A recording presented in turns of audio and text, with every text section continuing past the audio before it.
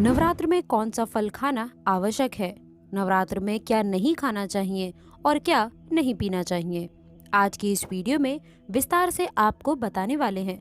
तो वीडियो को शुरू से लेकर अंत तक अवश्य देखिएगा। शास्त्रों में बताया गए व्रत चाहे किसी भी प्रकार के क्यों ना हो, उनसे जुड़े हुए नियमों का पालन करना अति आवश्यक माना जाता है, क्योंकि जो मन के मुताबिक किया जाए वह संघर्ष नहीं कहलाता है। कहा जाता है कि मनोकामना को पूर्ण करने के लिए थोड़ा सा संघर्ष यानी कि तपस्या तो करनी ही पड़ती है।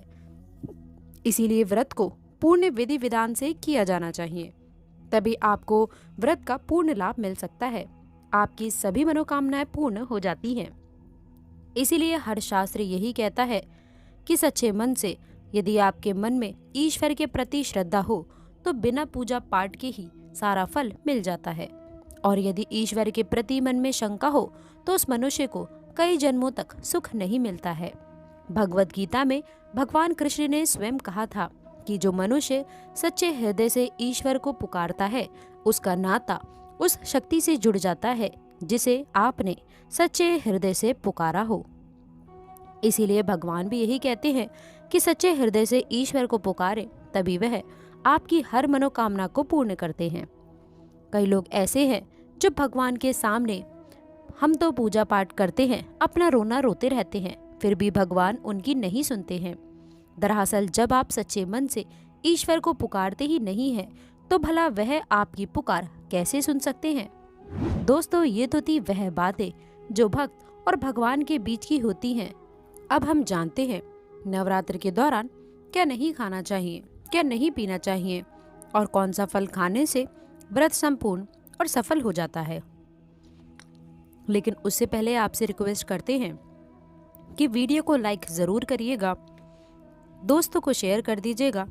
अगर आपने अभी तक चैनल को सब्सक्राइब नहीं किया है तो चैनल को सब्सक्राइब करके बेल आइकन ज़रूर दबाइएगा। दोस्तों, नवरात्रि के दिन सेब ज़रूर खाना चाहिए। शास्त्रों में बताया जाता है कि भगवान के भोग में सेब आदि ज़रूर अर्पित किए जाते हैं। यदि आप व्रत रख रहे हैं तो आपको सेब ज़रूर खाना चाहिए। इसके अलावा आपको केला, पपीता, तरबूज और मीठे अंगूर भी ज़रूर खाने चाहिए। इन फलों से व्रतधारी को शक्ति मिलती है और व्रत सफल संपूर्ण हो जाता है। शास्त्रों में बताया जाता है कि नवरात्र के दौरान आपको सीताफल ज़रूर ही खाना चाहिए। सीताफल खाने से ऐसी बीमारियां हैं जो समाप्त हो जाती हैं। माना जाता है कि नवरात्र के दिनों में सीताफल का घर में प्रवेश होना बड़ा ही शुभकारक माना जाता है। सीताफल खाने से नवरात्र का व्रत सफल हो जाता है, क्योंकि इसमें माता सीता का आशीर्वाद मिला हुआ होता है। नवरात्र के दौरान इसे जो भी खाता है उसे दुखों का सामना कभी नहीं करना पड़ता है। तो नवरात्र पर सीताफल आपको ज़रूर खाना चाहिए। दोस्तों, नवरात्र में देवी दुर्गा के उपासक को नींबू और कटहल ना तो खाना चाहिए और ना ही इसे काटना चाहिए। दोस्तों, नवरात्र में व्रतधारी को लस्सी, तवादम जूस आदि नहीं पीना चाहिए। इसमें कई केमिकल्स मिले होते हैं जिसके कारण आपका व्रत भी खुल सकता है। दोस्तों, जब भी आप फलों का जूस पिए तो याद रखें कि उसमें नमक गलती से ना डालें, नहीं तो व्रत टूट जाएगा। साथ ही साथ जूस में बर्फ भी नहीं डालना चाहिए। फलों का सादा जूस पीने से व्रत सफल होता है। दोस्तों, नवरात्र के दौरान आप लोगों को सिंघाड़े का आटा या फिर कूटू का आटा खाने से पहले ये देख लें कि आटा पुराना नहीं होना चाहिए, क्योंकि पुराने आटे में कीड़े वगैरह पड़ जाते हैं, जो कि दोस्तों आप लोगों की सेहत के लिए भी हानिकारक होते हैं और आपके व्रत को भी ये तोड़ने का कार्य करते हैं। दोस्तों, इसमें कीड़े पड़ जाते हैं जिसके कारण आपका व्रत भी खुल जाता है, क्योंकि दोस्तों यही छोटे छोटे कीड़े हमें दिखाई तो नहीं देते हैं, लेकिन दोस्तों ये आपके मुंह में पहुंच जाते हैं। ऐसा आटा खाना मतलब कीड़े मकोड़ों का मांस खाने के बराबर माना गया है। दोस्तों, नवरात्र के दौरान आप शाम के समय खाने में दही ले सकते हैं, आलू वगैरह खा सकते हैं, साबूदाने की टिकिया बनाकर खा सकते हैं, साबूदाने के और आलू के पापड़ भी खा सकते हैं। कई सब्जियां तो ऐसी होती हैं जो नवरात्र के दौरान भोजन में भी शामिल कर सकते हैं। इससे दोस्तों आपको ऊर्जा मिलती है और व्रत भी सफल हो जाता है। नवरात्र के दौरान आप दूध भी पी सकते हैं, जो आपको ताकत प्रदान करता है। चाय वगैरह भी पी सकते हैं, लेकिन दोस्तों याद रहे कि कोई भी पेड़ जिसमें नमक डाला हो ना पिएं। दोस्तों एक बात का आपको विशेष ध्यान रखने की आवश्यकता है, व्रतधारी को पेट भर यानी कि गले तक भोजन नहीं करना चाहिए, नहीं तो व्रत आप लोगों का अधूरा माना जाता है। दोस्तों व्रतधारी को पेट भर यानी कि गले तक भोजन गलती से भी नहीं करना चाहिए और न ही व्रत रखने का कोई भी फायदा नहीं मिलेगा। थोड़ा थोड़ा आप खा सकते हैं। दोस्तों कई बार भूख मिटाने के लिए तंबाकू भी चबाते हैं, ये गलती व्रत के दौरान बिल्कुल भी ना करें, इससे दोस्तों व्रत खंडित हो जाता है। दोस्तों नवरात्रि के 9 दिन आदि शक्ति माँ दुर्गा को समर्पित होते हैं। नवरात्र के 9 दिन माता रानी के अलग अलग स्वरूपों का पूजन किया जाता है। नवरात्र के 9 दिनों में माता रानी को अलग अलग स्वरूपों के अनुसार अलग अलग पुष्प और अलग अलग भोग अर्पित किए जाते हैं। लेकिन क्या आप जानते हैं कि कुछ ऐसी वस्तुएं हैं जिन्हें नवरात्र के दौरान भूल करके भी माता रानी को अर्पित नहीं करना चाहिए। अगर इन वस्तुओं को आप गलती से भी माता रानी को अर्पित कर देते हैं तो दोस्तों आपको व्रत और पूजन का पूरा लाभ नहीं मिलेगा। इसीलिए माता रानी की कृपा प्राप्त करने के लिए आप लोगों को ये जानना अति आवश्यक है कि वो कौन सी ऐसी वस्तुएं हैं जो माता रानी के पूजन में भूल करके भी इस्तेमाल नहीं करनी चाहिए। तो दोस्तों आइए माँ का जयकारा लगाते हुए इन खास बातों को भी जान लेते हैं। नंबर 1, नवरात्र के दौरान शादीशुदा महिलाओं को सफ़ेद कपड़े पहनकर पूजा पाठ नहीं करना चाहिए। उन्हें काले कपड़े भी नहीं पहनने चाहिए, इससे पूजा व्रत आदि भी खंडित हो जाते हैं और उन लोगों को उनकी पूजा का फल बिल्कुल भी नहीं मिल पाता है। माता की चौकी जब आप लगाएं तो उसके नीचे कागज नहीं लगाना चाहिए। दोस्तों माता की चौकी हमेशा लाल कपड़ा बिछा करके ही सजानी चाहिए, क्योंकि ये समृद्धि और अच्छे भाग्य का प्रतीक माना जाता है। लाल रंग शरीर में ऊर्जा का संचार करता है और यह हमारे कार्य करने की क्षमता को भी बढ़ाता है। हमें हमेशा याद रखना है कि नवरात्रों के 9 दिनों में व्रतधारी को अपने आसन माँ की चौकी के आगे ही लगाना चाहिए और वहीं पर आपको सोना भी चाहिए। मंदिर को नवरात्रों के दौरान अकेला नहीं छोड़ा जाता है, इसे बहुत ही अशुभ माना जाता है। इससे दुर्गा माता नाराज हो जाती हैं और हमेशा के लिए रूठ जाती हैं। नंबर 2, दोस्तों नारियल। हिंदू धर्म में नारियल को समृद्धि, धन, श्रद्धा और सम्मान का सूचक माना जाता है। नारियल को सुख समृद्धि में वृद्धि करने वाला माना जाता है। नारियल का हर मांगलिक कार्य में विशेष महत्व होता है। जैसा कि आप सभी लोग ये बात जानते हैं कि माता रानी के कई मंदिरों में नारियल से बलि भी दी जाती है और माता रानी के भी पूजन में नारियल का इस्तेमाल हम सभी करते हैं। खास करके कलश की स्थापना नारियल रख करके ही की जाती है। माता रानी के पूजन में हम नारियल का इस्तेमाल करते समय अक्सर गलतियां कर बैठते हैं। दोस्तों नारियल अनेक प्रकार के होते हैं।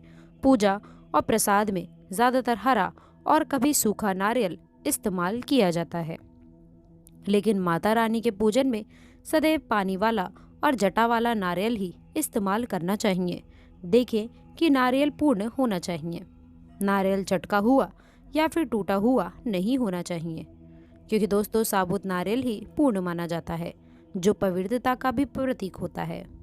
साबुत नारियल ही सुख समृद्धि का प्रतीक होता है। दोस्तों साबुत नारियल को ही श्रीफल यानी कि माँ लक्ष्मी का फल कहा जाता है। नवरात्र में माता रानी के कलश की स्थापना करते समय जटा वाला यानी कि पानी वाला नारियल ही कलश पर स्थापित करना चाहिए। साथ ही ये भी ध्यान रखना चाहिए कि नारियल को सदैव कलश के ऊपर लेटाकर रखना चाहिए। घट स्थापना करते समय कभी भी नारियल को खड़ा करके नहीं रखा जाता है। नारियल को सदैव लेटाकर कलश के ऊपर रखा जाता है। दोस्तों साथ ही नारियल को स्थापित करने से पहले आप नारियल को लाल कपड़े में लपेटकर उस पर फिर लाल चुंदरी उड़ाकर आप नारियल को कलश के ऊपर स्थापित करें। शास्त्रों के अनुसार कलश के ऊपर जब सही तरीके से सही प्रकार का नारियल सही प्रकार का नारियल रखा जाता है, तभी ही व्रत और पूजन का पूर्ण फल प्राप्त होता है। दोस्तों ये भी ध्यान रहे कि महिलाएं माता रानी को नारियल अर्पित तो कर सकती हैं, लेकिन महिलाएं माता रानी के सामने नारियल को भूल करके भी ना तोड़ें, क्योंकि नारियल बीज रूपी होता है और स्त्रियां बीज रूप से ही शिशु को जन्म देती हैं। इसीलिए कभी भी महिलाओं को नारियल नहीं तोड़ना चाहिए। नंबर 3 पर आती है लौंग। दोस्तों, माता रानी के पूजन में लौंग का इस्तेमाल किया जाता है, लेकिन कई लोग लौंग का इस्तेमाल करते समय एक बहुत ही बड़ी गलती कर बैठते हैं। हमेशा ध्यान रखना चाहिए कि माता रानी को हमेशा फूल वाली लौंग ही अर्पित करनी चाहिए। दोस्तों, हमेशा ये ध्यान रखना चाहिए कि माता रानी को सदैव फूल वाली लौंग ही अर्पित करनी चाहिए। जिस लौंग के ऊपर फूल नहीं होता है या फिर जिस लौंग के पीछे डंडी नहीं होती है, उसका आप माता रानी के पूजन में भूल करके भी इस्तेमाल ना करें। दोस्तों, फूल वाली लौंग को ही माना जाता है अच्छा, और माता रानी के पूजन में कोई भी अपूर्ण वस्तु, कोई भी खराब वस्तु या फिर टूटे हुए अक्षत इस्तेमाल नहीं करने चाहिए। इसीलिए सदैव माता रानी के पूजन में साबुत लौंग का ही इस्तेमाल करना चाहिए। दोस्तों, नंबर 4 पर आती है तुलसी के पत्ते अर्पित नहीं करना चाहिए। माँ दुर्गा के पूजन में तुलसी पत्र का इस्तेमाल करना वर्जित माना जाता है। दोस्तों, तुलसी पत्र के अलावा आंवला भी माता रानी को अर्पित नहीं करना चाहिए और दुर्वा भी माता रानी को अर्पित नहीं करनी चाहिए। दोस्तों, दुर्वा भगवान गणेश को अति प्रिय होती है। नवरात्र में आप भगवान गणेश को दुर्वा अर्पित कर सकते हैं। भगवान विष्णु को तुलसी के पत्ते अवश्य अर्पित कर सकते हैं, लेकिन दोस्तों, माता रानी को भूल करके भी तुलसी के पत्ते या फिर दुर्वा अर्पित ना करें। माता रानी को सदैव फूल भी अर्पित ना करें। दोस्तों, माता रानी को हमेशा लाल रंग के फूल अर्पित करने चाहिए। लाल रंग के फूल माता रानी को अति प्रिय हैं। खासकर माता को गुलहड़ और कमल के फूल अति प्रिय होते हैं। ध्यान रखें कि नवरात्र अनुष्ठान में शास्त्रों के अनुसार कनेर, धतूरा और मदार के फूल वर्जित माने जाते हैं। शास्त्रों में बताया जाता है कि घर में माता रानी की 2 या फिर 3 मूर्तियां या फिर फोटो नहीं होने चाहिए। दोस्तों, इस बात का भी आप लोगों को विशेष ध्यान रखना है कि माता रानी के पूजन में किसी भी खंडित चीज का इस्तेमाल ना करें, जैसे कि चटका हुआ या फिर टूटा हुआ दीपक या फिर चटका हुआ कोई भी बर्तन। साथ ही ये भी आपको ध्यान रखना चाहिए कि चाइना ग्लास के और प्लास्टिक के बर्तन आप माता रानी के पूजन में इस्तेमाल गलती से भी ना करें, क्योंकि चाइनीज बर्तन हड्डियों के पाउडर से मिलकर बने होते हैं, तो ऐसा बिल्कुल भी ना करें। ऐसे बर्तनों को माता रानी के पूजन से सदैव दूर रखें। माता रानी को जो पुष्प अर्पित कर रहे हैं उन्हें सूंघे नहीं। सूंघे हुए फूल, गिरे हुए फूल या फिर मुरझाए हुए फूल माता को अर्पित ना करें। दोस्तों, कमेंट बॉक्स में लिखें जय माता दी। तो दोस्तों, आशा करते हैं कि वीडियो में दी गई जानकारी आपको पसंद आई होगी। वीडियो अच्छी लगी हो तो वीडियो को लाइक करिएगा, अपने दोस्तों के साथ शेयर करिएगा।